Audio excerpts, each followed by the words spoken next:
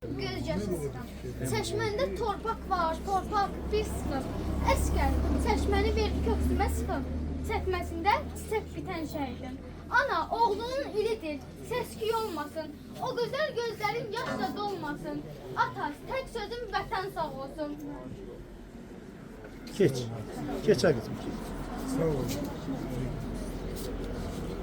Doğma vətəndə bu dünyaya göz açdı. Ata-ana sevgisiyle boya başa çatdı.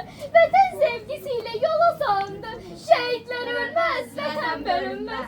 Yolunu gözledin ama gelmedin. Bir anda cepheden haber yetişti. Şehit olduğunu öğrenildi.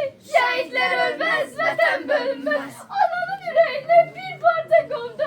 Atanın ciğeri yandı kül oldu. Sevinç gözyaşlarıyla yola salındı. Keder gözyaşlarıyla geri kayıttı. Şehitler ölmez, vətən bölünmez. Yetinlerimizde bakın.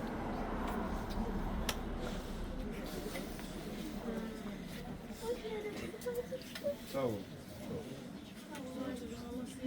Gel Arzu gel.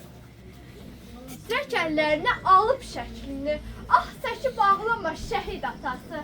Dizlərinin üstünə əyib belini, sellər tək çağlama şəhid adası. Bilmirəm, baxırsan gəldiyin cığıra izə, quzu otardığı çəmənə düzə, yaralı könlünü hey üzə, dünyanı dağlama şəhid anası. Nə deyim, nə yazım, qələmim donur. İlhamın dünyası odlanır, yanır. Sənin zülmündən yağlar da sınır. Qara şal bağlama şəhid atası.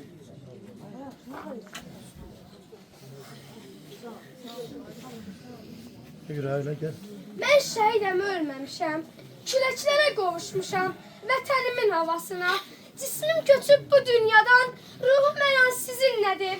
Şirin bir xəyala dönüb, kim məni arzularsa, tez gəlirəm yuxusuna. Mən şəhidəm, ölməmişəm. Şeirlərdə, qəzəllərdə yaşayıram. Rəsimlərdə, filmlərdə, əsərlərdə yaşayıram. Xalqımın qəhrəmanı, heç zaman unutulmazam. Könüllərdə yaşayıram. Mən şəhidəm, ölməmişəm. Allah düşəcəm. Sağ ol. Sağ ol. Sizi hazırlayanmadım. Sağ ol. Sağ ol. Allah rahmet eylesin. Tarih kimin söz var da buyruk diyebilir. Allah ruhunu şad eylesin. Həqiqətən kör etdilər bizi. Ne diyeyim? Ağlayla eləyək mi? Yani Allah rahmet eylesin. Allah rahmet eylesin. Bir daha Fatih okuyor. Hansı məytəbin? Azaflıkən tam orta məktəbi. Fatih. Şahitlərdi, mən də müəllimiyəm.